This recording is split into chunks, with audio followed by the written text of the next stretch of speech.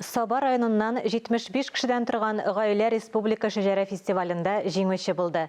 Нәтиҗәләр Камал театрында игълан ителде. Конкурста Казан һәм Республика районнарыннан 6 гаилә катнашты.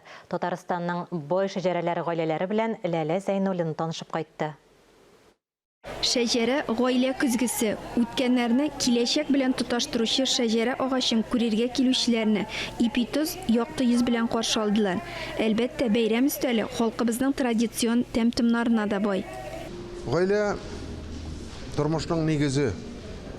Минем уйлавым буенча, һәм беренче тәрбияне балалар гаиләдән алалар. Әтисеннән, әнисеннән, туган томашасыннан, күршеләреннән.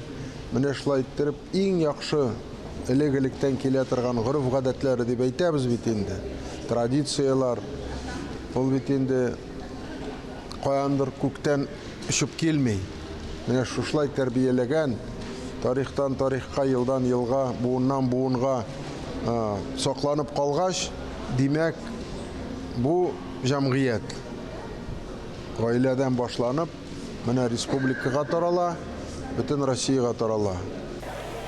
Һәр гаиләнең үз тарихы. Жюрины аеруча Саба районыннан 75 кешелек Ахунҗановлар гаиләсе хайран калдырды. Шулай ук Буа районыннан Нагыймуллин Латыповлар гаиләсенең шәҗәрәсе исемлегендә 29 буын теркәлгән.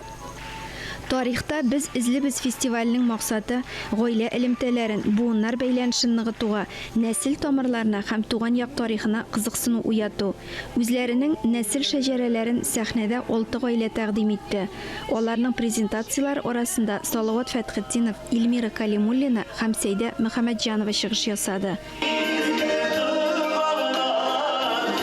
Тарихта без излебез нәсел шәҗәрәсе фестивале җиңүчеләренә дипломнар һәм акчалата бүләкләр тапшырылды.